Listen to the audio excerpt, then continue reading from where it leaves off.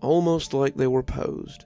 The life-sized Raggedy Ann and Andy-style stuffed dolls were not threatening in appearance. They might have been cute under different circumstances. That is, if they weren't just propped up against trees in the forest directly behind my house. I was so weirded out by their random, unexplained placement back there that I dragged them one by one to my living room to resolve the mystery. That was my first mistake. At the time, I didn't realize the vaguely human-looking dolls with blank smiles and dead eyes had battery-operated microprocessors to verbally engage their human counterparts. Frankly, I didn't know what to do with them. I finally decided to set them up on the front porch as if they were living people. At the time, it seemed the most natural thing to do. As I positioned them like unexpected house guests waiting for tea, I discovered the switch on the side of their body. As a man of action, I elected to turn them on and see what would happen. That was my second mistake. Without justification, I hoped answers would magically present themselves as to how this happened to be behind my house in the first place. I live at the edge of a national forest, with so few neighbors that I could count them on one hand. I guarantee none of them would buy creepy adult-sized animatronic dolls, or abandon them in the woods. I know this. The mystery definitely bothered me, but at that point, the feeling was closer to puzzlement than fear. Then, they began to speak. I'm not sure if they were proximately motion-activated or otherwise, but my presence across the room drew their attention. All of a sudden, I wasn't alone. The dolls addressed me as if I was a long-lost friend of theirs, without simulated mouth movement. They spoke with a complex familiarity, which suggested they were alive, and we'd known each other for years. I was too bothered by the sophisticated ease which they interacted with me to marvel at the disturbing technology behind it. I had to keep reminding myself that they were essentially toys, creepy life-sized toys. Amazingly, they could converse about any topic I broached, but definitely avoided the subject of who left them behind my house. Whenever I'd corner one of them about it, the other two unblinking animatronics would deliberately intercede and redirect the conversation elsewhere. The AI was beyond impressive and fascinating to witness as they helped each other deflect my prosecutor-like cross-examination. The more I pressed, the more evident it became that they weren't going to tell me. They obviously knew the truth, but simply refused to answer, and that terrified me far more than anything else. These creepy dolls had both the knowledge of the answer and a strong will to refuse. I'd grown way beyond fatigued by the polite subterfuge and masterful game of misdirection with see, speak, and hear no evil, as I'd mentally dubbed them. I allowed my normal tendency of being polite to prevent me from turning them off. They were lifelike in a generalized way, and it seemed rude to simply switch them off. For the first time since the one-sided conversation began, I grinned briefly at the preposterous idea of caring about potentially hurt feelings from a discarded toy that I'd stumbled across in the woods. It was absurd. They were inanimate machines, for heaven's sake. My lingering worries were laughable, and yet something I couldn't articulate prevented me from just ending the artificial experience. I was so caught up in the perceived realism of the situation that I couldn't shake my undeserved respect for them. Reminding myself of the truth failed to take any traction. Their unthreatening faces distracted me until I suspected that I was losing my mind. Finally, I'd had enough of the hypnotic fantasy and metaphorically shook myself awake. When I stood up in determination to switch them off, the situation escalated considerably. "What are you doing?" the male doll spoke with alarm. The pitch in its animatronic tone rose midway through the sentence, before I could stop myself from easing the concerns of the talking machine. I responded with pure reflex. I was still wrapped up in the illusion that I was conversing with an actual person. "I'm sorry, but it's time for the three of you to be silent," I insisted sternly, as if addressing petulant children. "If you aren't going to tell me who put you in the woods, I'm going to switch you off and enjoy the rest of my afternoon, warming myself by the fire.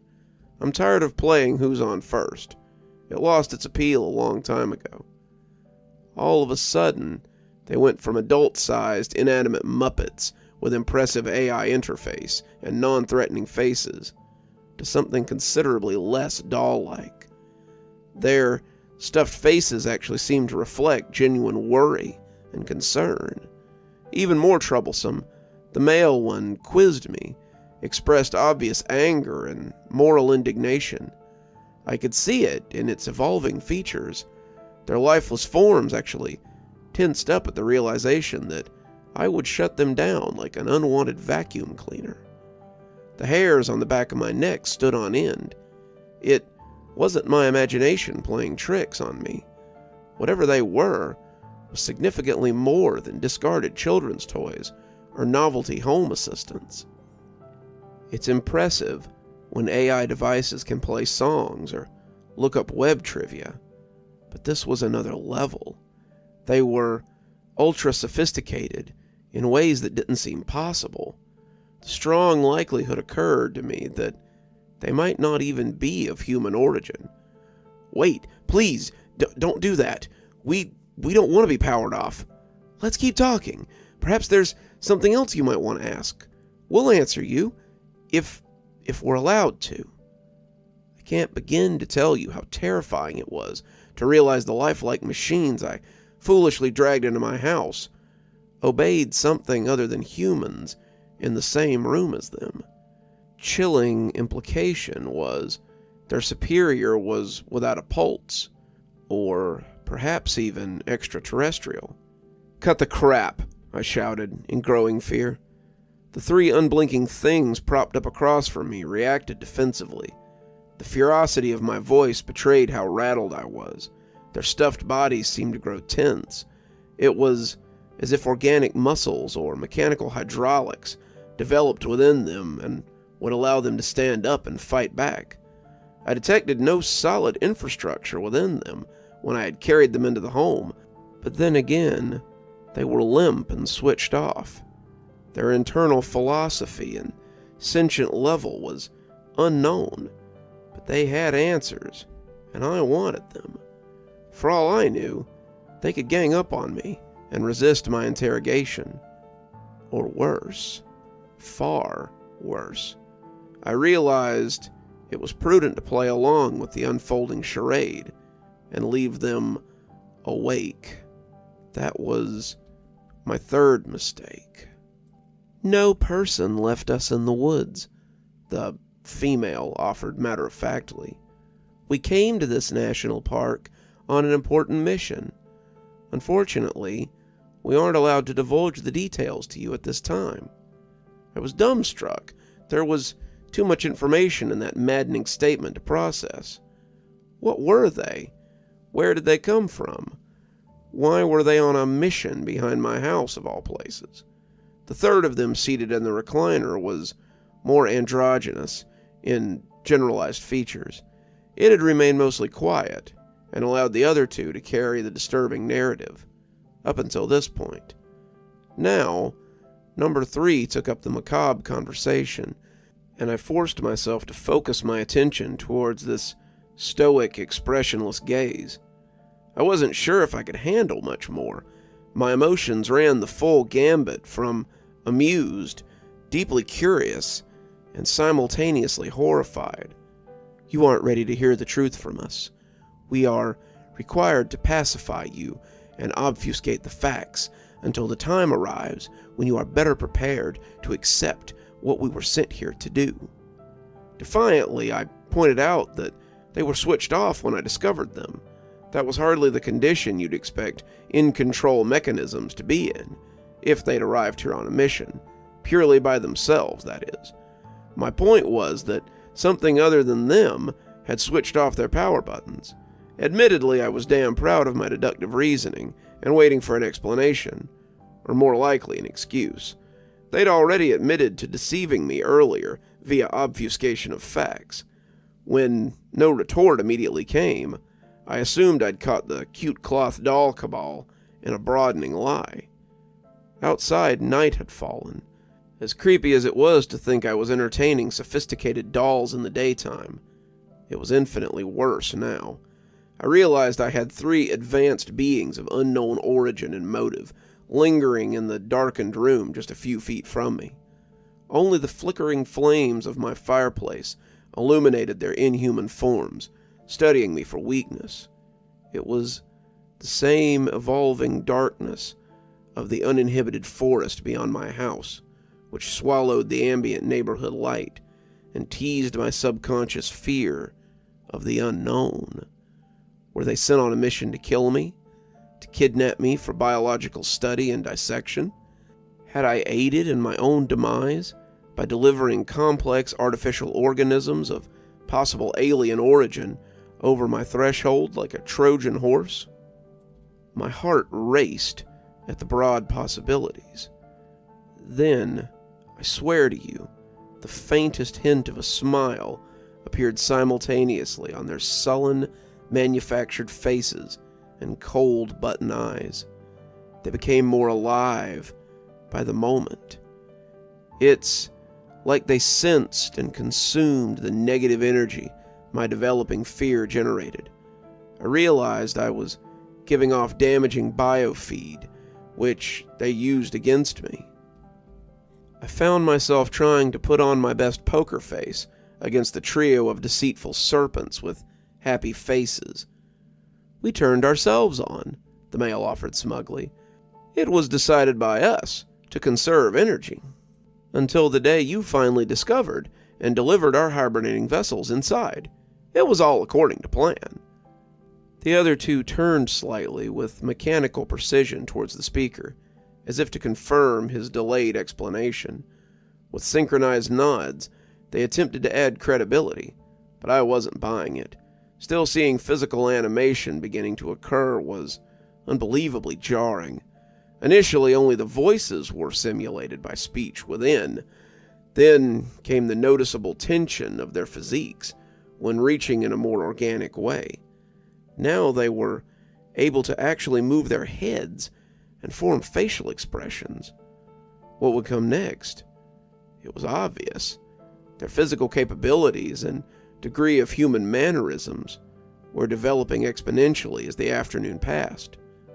They were learning to imitate mankind, and I was their unwitting teacher.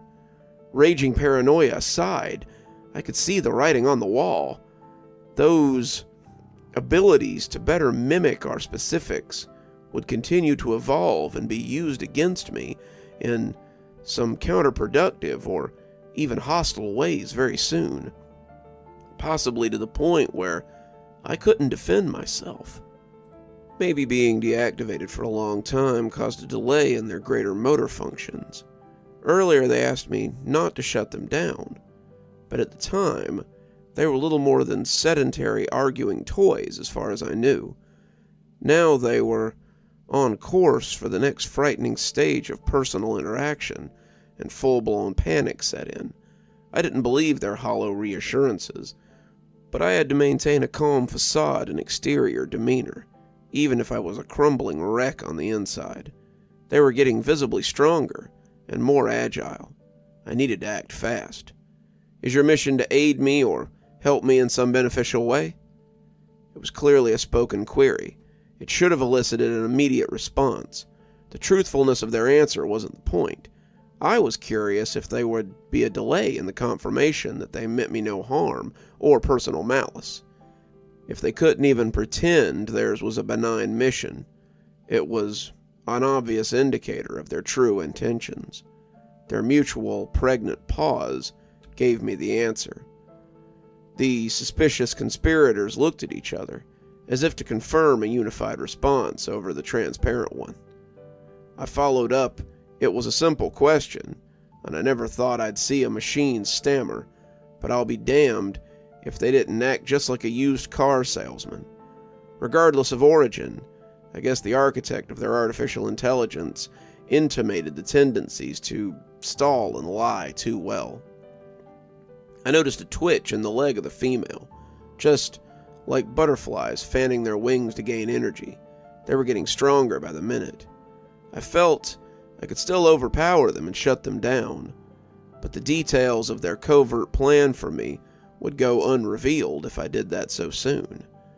I was pressing my luck, but I hoped to squeeze a little more intel out of them before putting an end to their fiendish plot. I wanted to avoid a second wave of creepy alien murder dolls. Sidestepping my gotcha question, the male android attempted to lower my suspicions. "We only want what's best for you. All will be revealed soon." "I see. You three are a unified team, then. You are directly connected as one unit?" They looked at the androgynous one. It was clear to me that this one held the central processor. The other two must be satellites. Cut off the head and the serpent dies. I had my target. All three were becoming more animated. Just like a high-stakes card game, the female twitched her foot constantly as a nervous tell. She was antsy to get out of the chair and finish their mission. The other two appeared just as eager, but she was slightly ahead in development. The constant foot twitch spoke to her heightened state of agitation. "We are one in thought and purpose, yes. Why do you ask?" "No reason," I dismissed. "I was just curious. Never mind about that. It was just small talk. I need to add more wood to the fire now." My three unwanted visitors showed visible signs of being nervous by the vague, rhetorical question. They realized as they probed me for information, I was doing exactly the same. The cat and mouse game was very complicated. It wasn't completely clear who the cat was, and who the mouse was, though. I'd clearly witnessed the three of them subtly move all their major body parts at one time or another. That signified they possessed the ability to stand on their own. As much as I wanted to know exactly what they were up to, the time to investigate was over. I pulled back the fireplace screen and tossed in more logs. I could sense them watching me intently. It was terrifying to turn my back, but I had to maintain the cover of my plan. In between the crackling of exploding embers, I heard the telltale squeak of my recliner springs. Their android leader stood and took several aggressive steps in my direction. I witnessed its unfolding intent to push me into the blaze from the shiny reflection of the glass panes. It stood only 2 steps behind me and was closing fast, with arms raised to shove me inside. In full readiness, I pretended to be totally engrossed in my fireplace duties. With a ferocious dexterity I could scarcely repeat again if my life depended on it, I whirled around, flipped off the switch, and tossed the accursed thing into the raging fire like cordwood. Its defeated squeals faded as soon as the power drained from its roasting mechanisms. Then the flame burned it to blackness, carbon cinders. I witnessed the alien's internal anatomy during the cremation, once the artificial shell had disintegrated.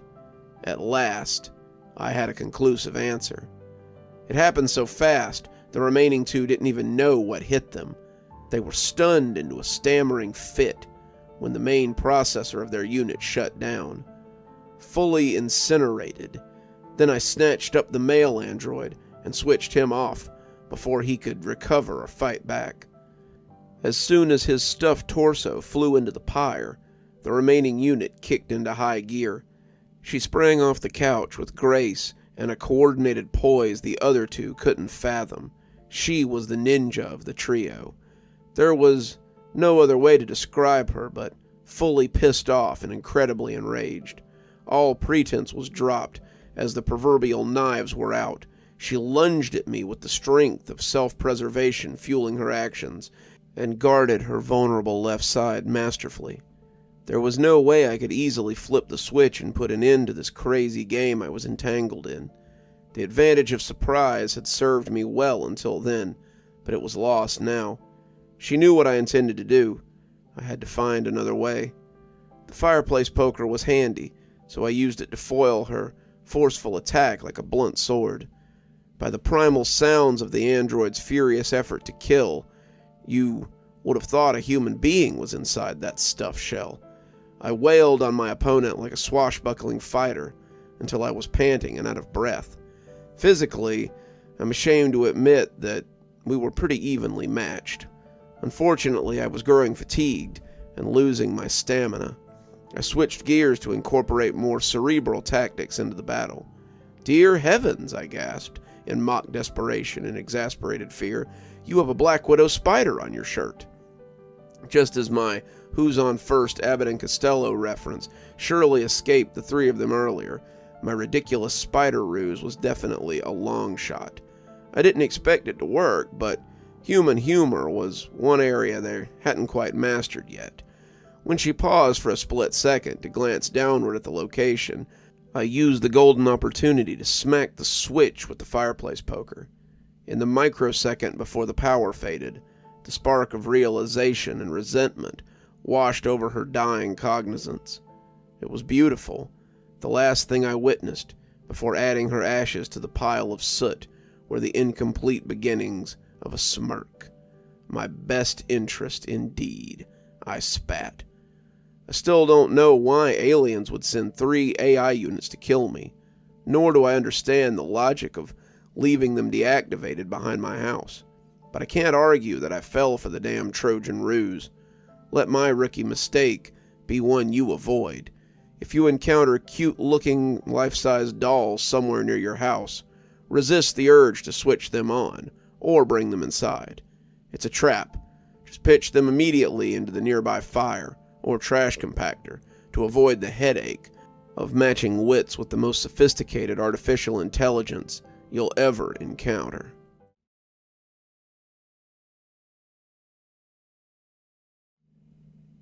I found 2 corpses in the woods.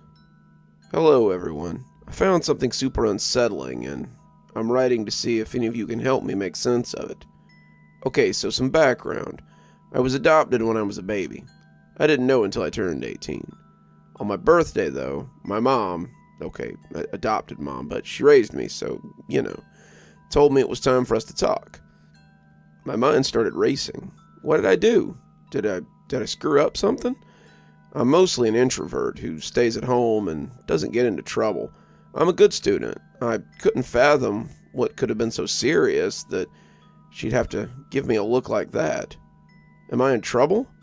Her eyes softened and she chuckled as she held my hand. I felt the icy touch of her skin. My mom's always struggled with blood flow in her limbs, so she's always freezing. I think it's called Raynaud or something. Her fingers got absolutely white when it's cold. I always joked, saying she had dead fingers. Anyway, I'm drifting away. Carrying on. You did nothing wrong, sweetheart. There's just something we never told you, and Dad and I think you're old enough to know. Right, Mike?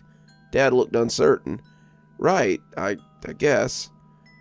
I'm getting worried. What are you going to tell me? There was silence. Oh, come on, spit it out. What are you going to tell me? I'm adopted or something? It was a joke, and I let it out with a nervous laugh. Honestly, it had crossed my mind. My mom had blue eyes, my dad had green, but I had dark brown eyes. When I learned about genetic probability and recessive genes in school, it struck me as odd and planted a seed of doubt in me. My dad scratched the back of his head and looked away. My mom dropped my hand and stared at my shoes, touching the tips of her fingers rapidly and nervously. My laughter died when it dawned on me that I'd hit the bullseye. Wait, really? Is this true? Are you pranking me or something? Honey, it's not a prank. It's true. We wanted you to be old enough to understand. That's why it took so long to tell you. My mind was racing. It changed everything, but then again, did it? We got you from a lady that there's no way to sugarcoat it. She didn't want kids. You'd been born at home, so there was no registration. She found us somehow. I'm not even sure how, But I think she had some inside information from the clinic that followed your mom, my dad continued. As we were trying to conceive, we came to the conclusion that I was infertile. We know what we did wasn't right, but we took you and registered you as if you were our own biological child. It raised some eyebrows, but we came up with an excuse and things worked out. This is a lot, I said. We know, honey. My mom took my hand again, but we wanted you to know that we loved you, exactly the same as if you were born from my own womb. For 2 years, I let it go, but the question was still there.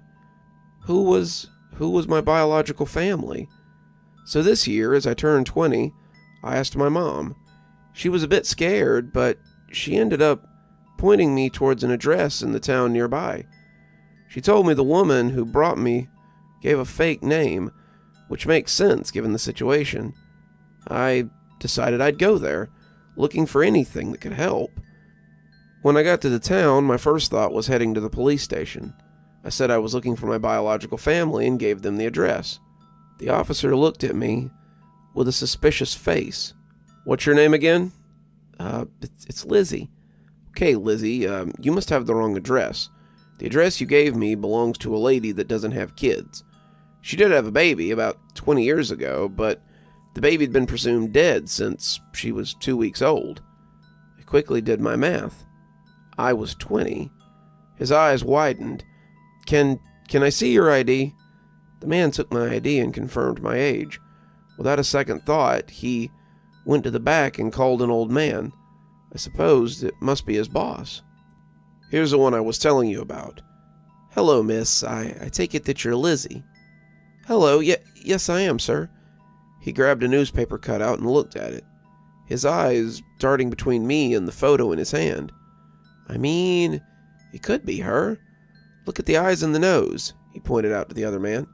Yeah, but right now? What are we supposed to do? They looked tense. I was close to losing my patience. Excuse me, can you point me to the person you're talking about? They looked at each other. The younger man sighed while the older one just scratched his head. They both looked at a loss. The younger man leaned against the counter and talked to me softly. Look, kid, you couldn't have chosen a worse time to come, honestly. What do you mean? The lady you're looking for, the one that might be your mom, she went missing about 3 months ago, along with one of our officers. What do you mean? Like she ran away? No. See those bullet holes there? He pointed at the wall across the door. Those bullets were aimed at the lady you're looking for. We had search parties out for over a month, but we couldn't find her or the officer that was protecting her. It was a complex case. I can't give you a lot of details. If you ask around, though, I'm sure you'll find plenty of people willing to give you the scoop. It was kind of a big deal. I felt tears flooding my eyes. Without a word, I turned and left. I needed to go for a walk. I needed to think. I had no idea why I was so worried and upset about a woman who gave me away when I was a baby, who didn't even want me. But I wanted to find her, to know that she was okay, to ask her why she didn't want me. At least then I'd understand why. I kept walking until I found myself in the woods. The place was calm and the breeze was fresh and light. The air smelled a lot better than in the city, and the rays of sun dripped solidly through the leaves. I sighed as I sat on a rock. That's when it hit me. A smelly, really bad smell. A smell that would have anyone leave as soon as possible. But for some dumb reason, I followed it. I don't know what crossed my mind. I just did. What I found will keep me up at night for as long as I live. 2 corpses, mostly rotten, barely identifiable. A man and a woman. Their clothes were so dirty and mixed with fluids that you could barely make out the colors. I think the man was dressed in blue. The woman, I'm not so sure. Next to them was something I had never seen before. and gave the whole thing an even weirder and gag-worthy vibe. It looked like a pair of prosthetic legs, but they were hollow. You know, like props that are used in the movies. I was looking at all of that, completely horrified, when I heard leaves rustling. It was steps. I called out for help, and a man accepted. Hey, over here! Oh my God, you have to help me. I found 2 dead bodies. I see. The man looked at the bodies, and to my surprise, he wasn't thrown off by them even a little bit. The look on my face must have given me away, because he laughed and said, "Oh, don't worry. I'm a criminal investigator. I deal with dead bodies all the time." I calmed down a bit. It appeared I was in good hands. A few minutes ago, he told me he was going to call in his team and went back to his car. I'm writing this because I'm wondering what to do. I'm absolutely horrified and traumatized. Oh, I still have no leads on my biological parents. I was going to call the police, but the man told me this is way above their heads and asked me to stay here while he handled it. I think I'm going to trust him. P.S. The man's back, and he brought me a cup of tea from his car. How nice of him. So, I've got an update. Sorry for not posting earlier, but the man started getting annoyed with me fumbling around on my phone.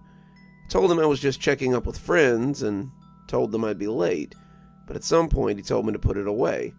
He was kind of sharp about it, and I got scared.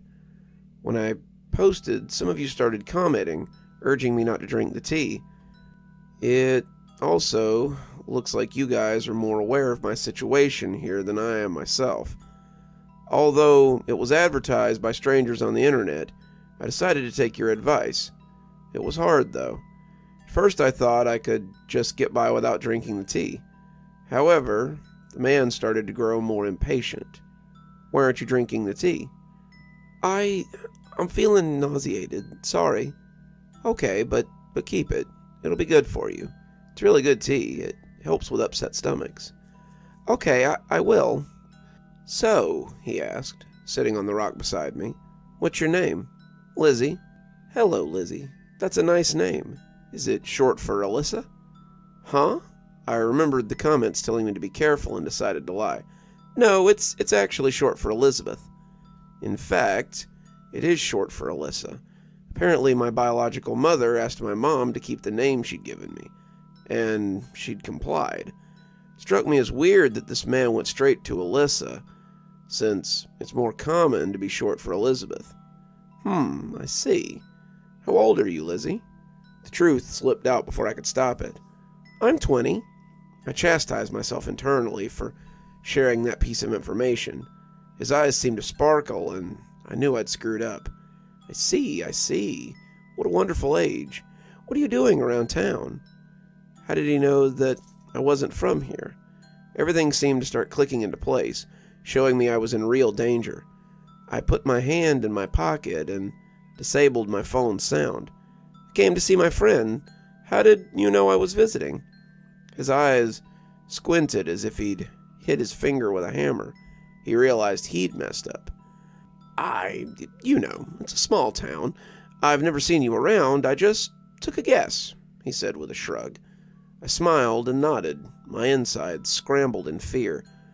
As we were talking, I fussed around in my pocket to dial for help. It caught his attention. What's up with your pocket? Oh, nothing. My hand's itchy, that's all. He looked suspicious, but seemed to believe me. Well, it's about time you drink that tea. Come on, bottoms up. I realized I couldn't stall for long without looking suspicious. I had to come up with a plan. It was time to bring my clumsy self to action. I got up as if I was about to take a big sip. I kept the tea in my mouth and pretended to swallow. Right after I was up, I pretended to trip and spill the tea, along with spitting the one I had in my mouth. With all the commotion, he didn't notice I was spitting. Shoot, clumsy girl, he yelled, clearly frustrated. Oh my gosh, I'm so sorry. He sighed. You drank a bit at least, didn't you? I did. It was very nice, thank you. He seemed to relax and smiled. There was something utterly creepy about that smile. Okay, good. Soon it'll be okay. You won't even remember any of this happening." I shivered. I remembered the comments about my mother being drugged and not remembering anything. It made sense. This is the man who hurt my mom. "When is the team coming?" Don't worry about it. It comes when it comes." "Can I leave? It's getting dark." "No, you were the one that found the bodies. You have to stay and give your statement." He wasn't going to let me leave. I went for a Hail Mary. "Okay, but my mom will be looking for me. She knows I'm in town. I need to call her and let her know." He looked at me and seemed to ponder his options for a moment. Having someone looking for me didn't seem to amuse him, so he told me to call her. I took my phone and dialed 911. I stepped away, just enough for him not to hear my voice, or the voice on the other side, and lowered the speaker volume. 911, what's your emergency? "Hi, Mom, it's me, Lizzie. I'm going to be late today." The responder seemed to pick up on my cue. "Ma'am, are you unable to talk freely?" "Yeah, exactly." "Are you in immediate danger?" "I think so, Mom. I'm not sure when I'm coming back home. I found something unsettling in the woods. I'm here with a gentleman. He says he's a detective, but I can't leave right now." "Are you being coerced to stay with this man?" Yeah, that's it. The woods near Franklin, exactly." "Okay, ma'am, stay on the line. I have an officer on the way. We're able to trace your call." "Yeah, no, I don't think I can." The man started to yell at me. "What's taking so long?" "Okay, ma'am, I understand. Keep the call going, mute the speaker, and lock your phone. Put it in your pocket and act normally. I'll stay here and make sure that everything's fine on our end, and we'll get you some help." "Okay, Mom, I love you. See you later." I did as instructed. The speaker muted, my phone locked and in my pocket. I sat back next to the man. "How are you feeling?" he asked. "Mostly okay, I think." "Okay. In about 10 minutes, things are going to start getting better." "Is the team arriving?" "Huh? Oh, something like that." I assumed he was talking about the tea. I had no idea what the effect should be, so I just sat there, quiet and idle. I got lost in thought, and without noticing, I found myself looking into the distance. Finally, I see the tea is working. Let's try it. Repeat after me. My name is Alyssa. I didn't move an inch. Apparently staring into the horizon was what he expected me to do. My name is Alyssa. I'm 20 years old. I'm 20 years old. I live in Franklin with my dad, Rob. Wait, what? Was this guy trying to reprogram me? Was that what the tea was for? I live in Franklin with my dad, Rob. I don't know anyone apart from my dad who's here with me. I don't know anyone apart from my dad who's here with me. I could hear sirens in the distance. Apparently, he could hear them too, because he stood up and suddenly stared at me. You little bitch. Okay, repeat this exact phrase when I ask you to. This is my dad. We found these bodies while on a hike. I want to go home now, please. A police car pulled up, followed by another. 2 men with heavy guns exited. Hello, officer. What seems to be the problem? Identify yourself, sir. I was just taking a hike with my daughter here. Sir, identify yourself. Now. Just ask my daughter. I'm telling you the truth. Honey, tell these men who I am. I stood up, pretending I was going to talk to the officer, to repeat the phrase that he told me to. As soon as I was close enough, I sprinted behind the police cars. Please help. He tried to drug me. I was the one who called. The officers shielded me. The man, Rob, I guess, turned around and started running away. 3 officers sprinted after him, guns in hand, and the 4th one stood with me. Finally out of sight, I let my emotions overcome me and broke down, sobbing. You're safe now, miss. I'll take you back to the local police station. At the police station, I spent most of the night giving statements and describing the man so they could draw one of those portraits they do when they don't have a picture. I spent the rest of the night here because they thought it was safer to take me home in the morning. I called my mom and filled her in. She was scared out of her mind. Some minutes ago, my mom called me again. Honey, where are you? I'm still at the police station. Why? There's a detective at our door. He says he needs to talk. I thought they were supposed to bring you home.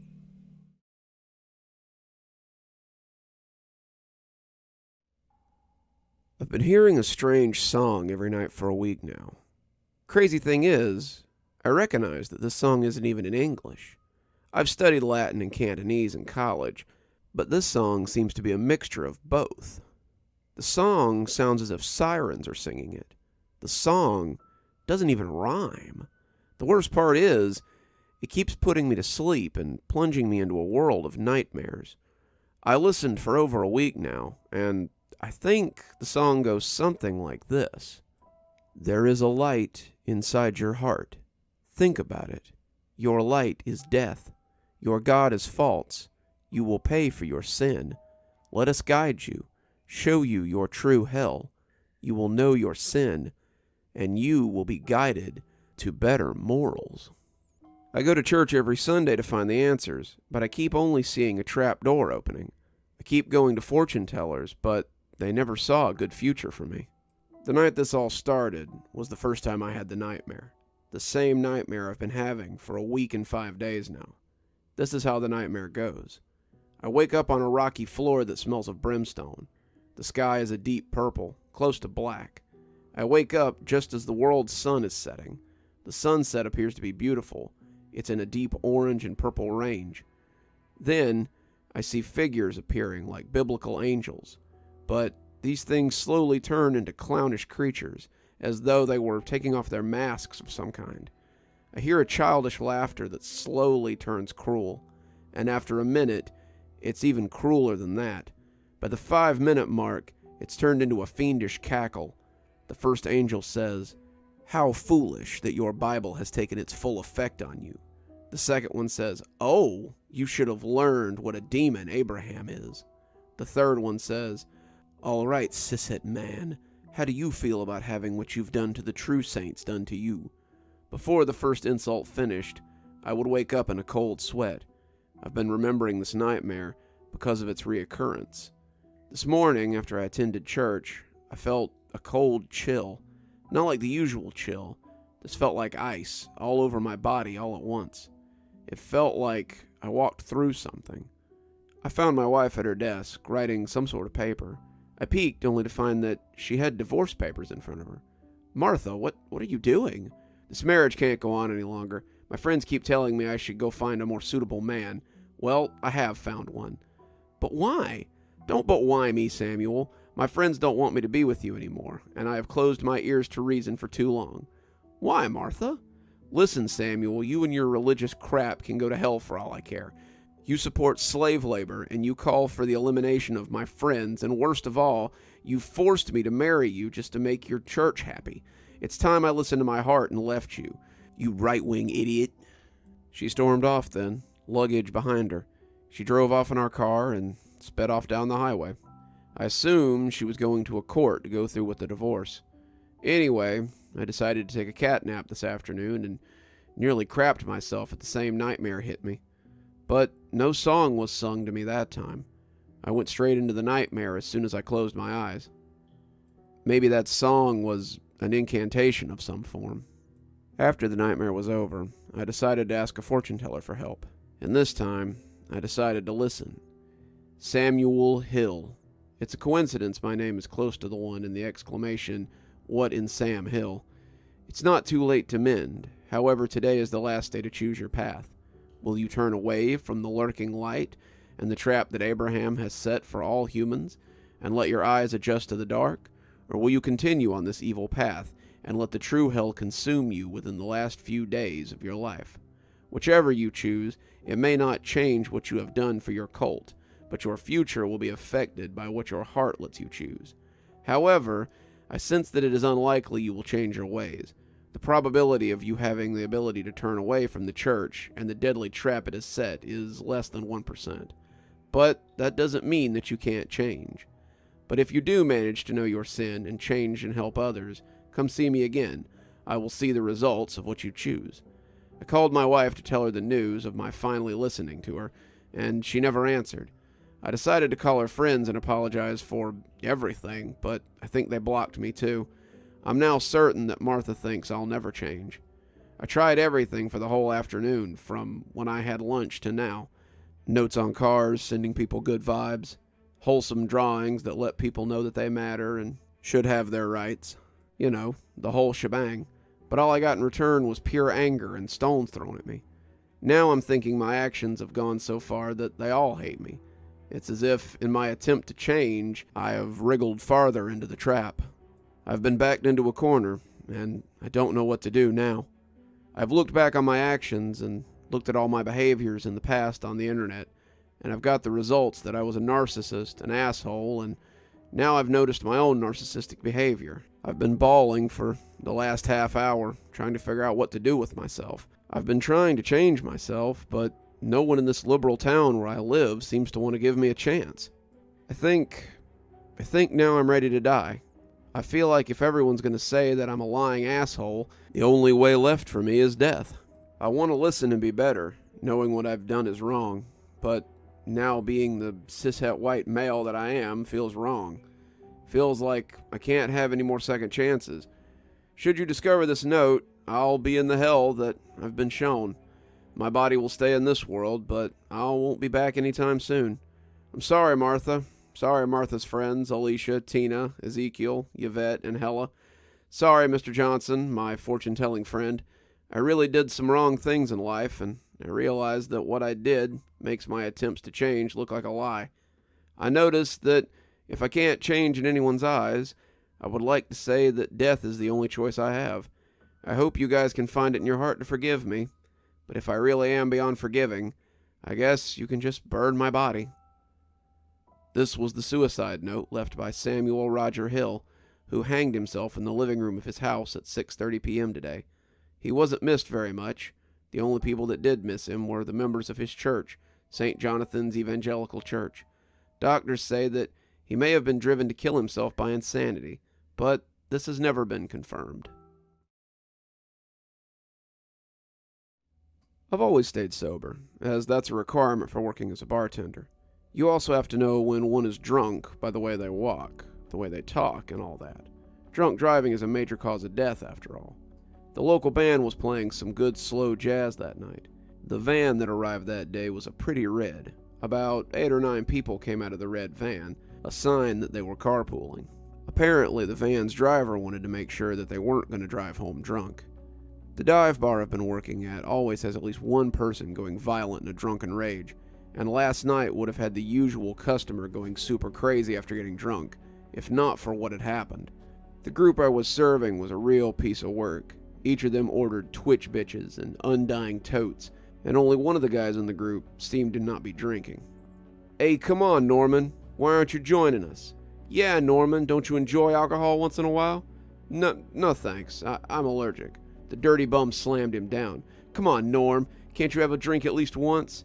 "Nah," Doc said. "Sucks to be your doctor. Why don't you drink and have some fun?" The band stopped for about 5 seconds. Then they resumed playing, and I asked Norm about his allergy. "Look, miss, alcohol give me the hives for days. There's no way I'm going to be able to do it. I'm only here for the music. And the billiards." "Come on, Norman, that's BS. You know you want to drink." Then those guys started chanting, "Norman! Norman! Norman!" The man refused, even when they were putting the pressure on him. "Screw you guys. Screw you," and then one of the guys from the red van had forced him to drink. He pushed it right up against his lips and forced it down his throat. I should have known something was off from the beginning, but I just went on with my job.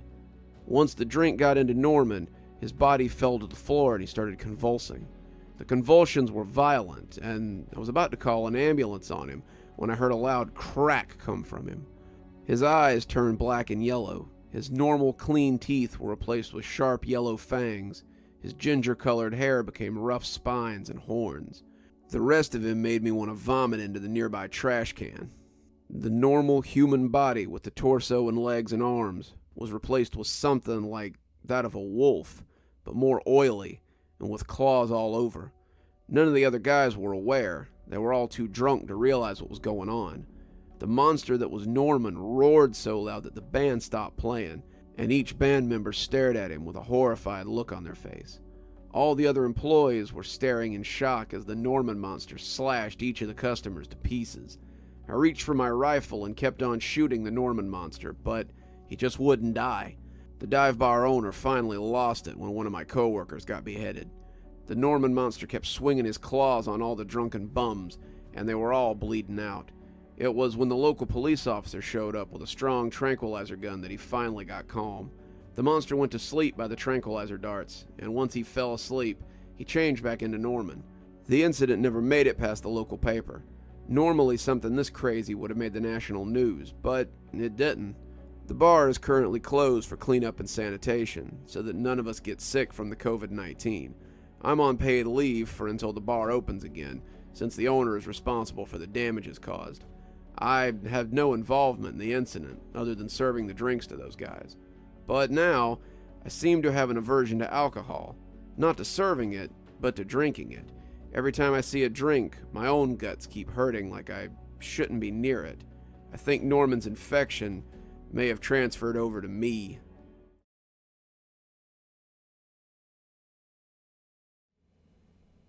I know what you must be thinking. What a horrible person. I know, I've thought it too.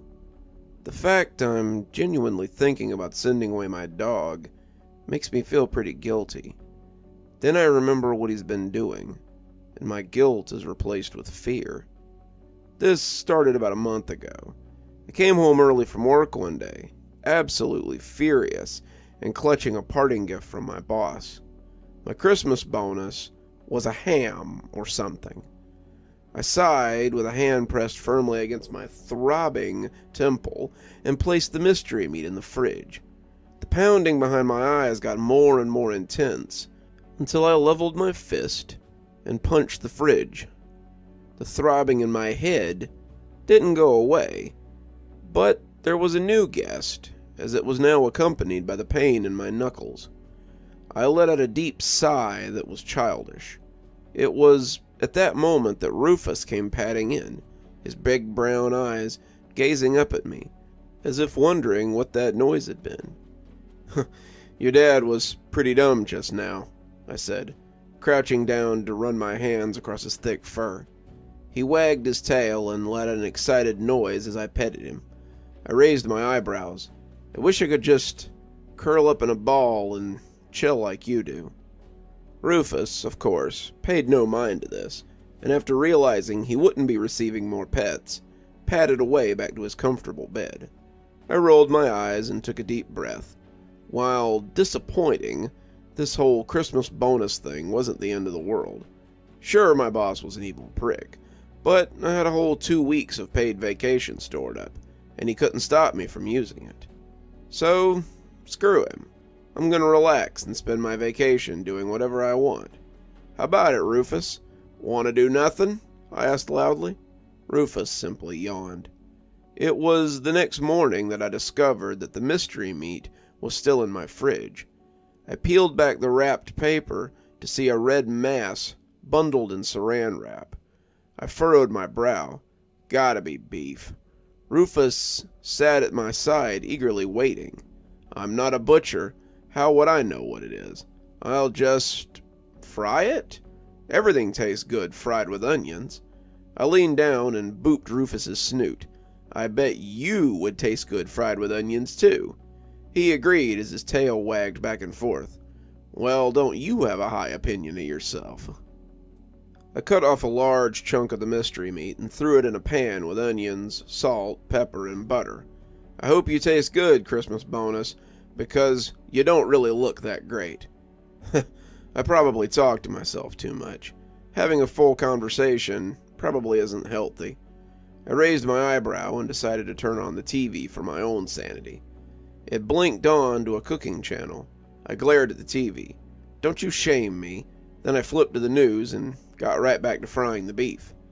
Thoughts and prayers go out to the victims and families of the late... I looked down at the large mass of beef left over. Hey, Rufus, I picked up a raw slab. Want something to chew on? He dashed on over like any dog would when presented with a hunk of meat. All right, you want it? Sit, I commanded with my most authoritative voice. Rufus gave no care, lunging upward and snagging it from my hand. Hey, I said, laughing. That was rude. Rufus took one last look at me before tearing into the beef with vigor. Still chuckling to myself, I once again turned back to the news. The search is still on for Maya Kelling, a local who was reported missing on December 14th by her boyfriend. She was in the Beluva area, and anyone with information is encouraged to call this number. I shut it off. The news is so depressing. Rufus paid me no mind, as he continued munching away with that playful ferocity of a domesticated animal. I took a deep breath and went to have a smell of the beef. It smelled god-awful. Jesus, what did I do to this thing?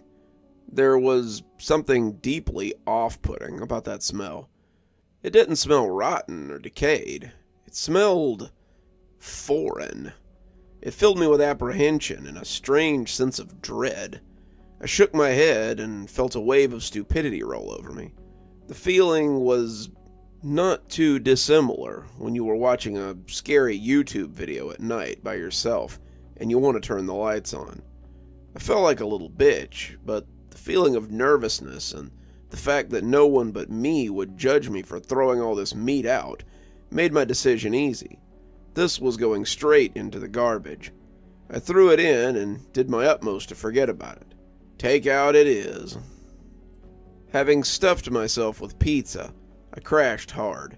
I'm a heavy sleeper, so it takes a lot to wake me up. Yet, I was woken up. A loud crash echoed through my bedroom as I shot bolt upright and listened for a moment. I heard dragging noises. My heart pounded in my chest. I stood, having armed myself with my pistol. I took a couple of careful steps forward. The noise became more distinguished. There was a gnawing and an eager snort. A sense of dread filled me as I rounded the corner, expecting the worst. "Rufus!" I shouted, seeing an absolutely devastating mess. He had torn open the trash, and it was scattered everywhere. I groaned and slumped my shoulders. "Not only did you scare the crap out of me, I'm also gonna have to clean up your friggin' mess. Come on, man." Rufus had pillaged what he was looking for and scampered off without even looking at me. Having fully cleaned up the mess, I stood up and stretched, cracking my back in a few places. "You're an ass for that," I said as I washed my hands. "I'm going back to bed. Good night. Love you," I trailed off. Rufus was sitting on his bed, gnawing on something. "Hey, what do you have there?" I walked forward and reached down. To my great surprise, it was the first time I was greeted by a low growl. "Hey now," I said, my words barely making it out of my throat because of the immediate surprise and fear. I took a few steps back and knelt down to get a good view of what he was gnawing on. The mystery meat. I reached forward tentatively and got met with the same low growl as before. "Rufus, come on, give me that. I think it's bad." But what Rufus did next sent a chill down my spine. He simply stopped gnawing on it and stared me dead in my eyes. No more movement, no tail wagging, nothing. I must have sat there for 30 seconds before I did anything. I stood up, forcing myself to turn around despite every single fiber of my being telling me not to take my eyes off of him. "Fine, have it your way." I couldn't help but take a peek over my shoulder as I walked away. He sat motionless, his eyes still locked onto mine. I turned on my light and closed my door, lying in bed until my eyes got too heavy to keep open. After waking up, it took a few seconds to recollect the night before. When I did, I fully opened my door to reveal Rufus curled up in a ball. He was curled up in his dog bed, fast asleep. I felt the weary tension within me wither away. "I need to get out of the house," I muttered. I came home that night to a dark abode.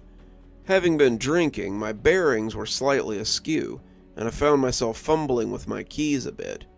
As I pushed open the door to my house, I was greeted by an unfriendly darkness, that settled itself over an empty house.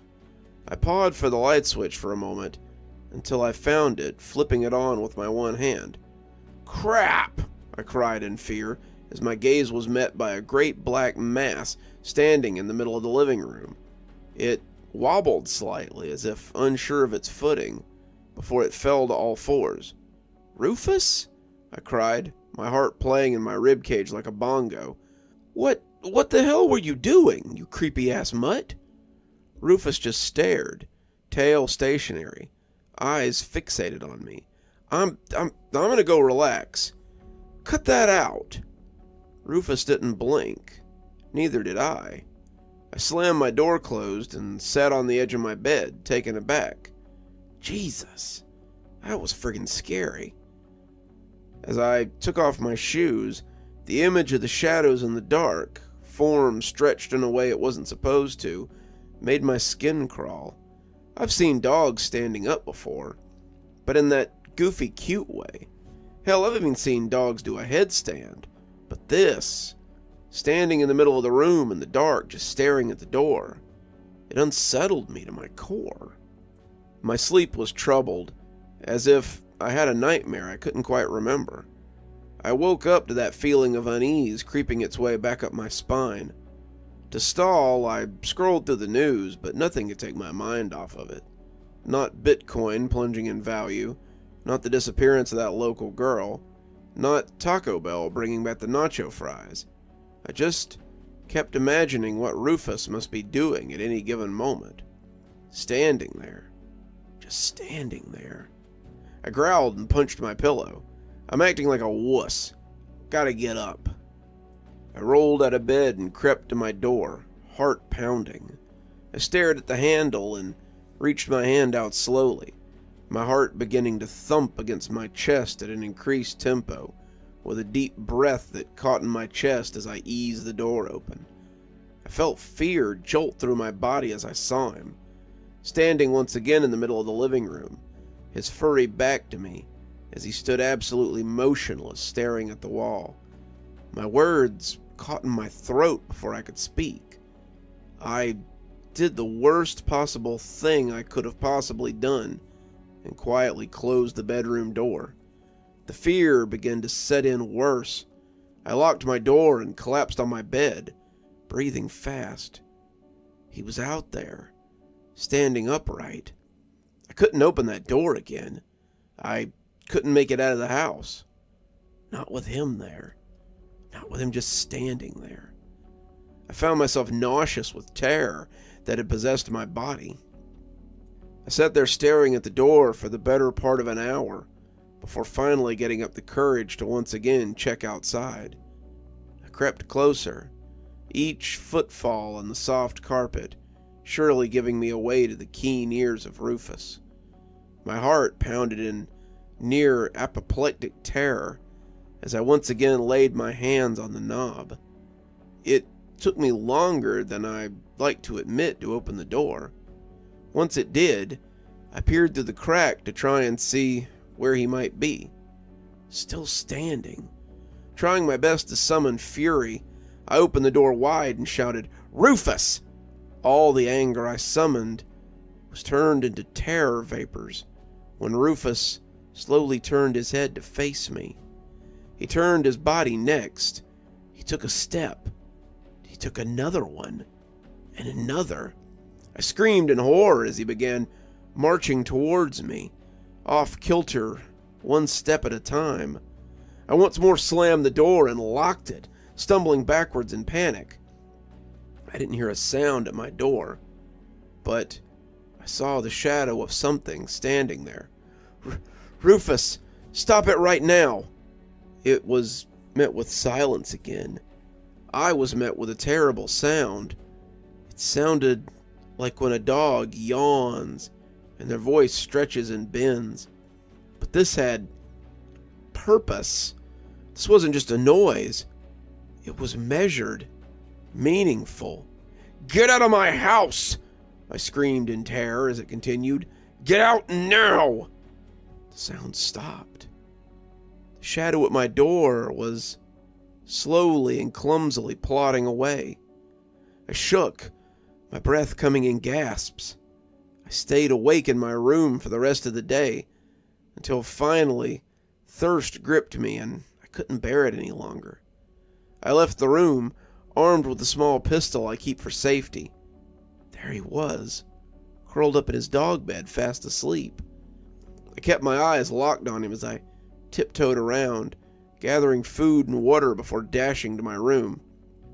I typed this now to you, asking the community of people who deal with these things. If I call the cops, they'll call animal control. They'll either laugh in my face or simply take Rufus. I don't want that. I want my Rufus back, my good boy. What's happening to him? Why is he like this?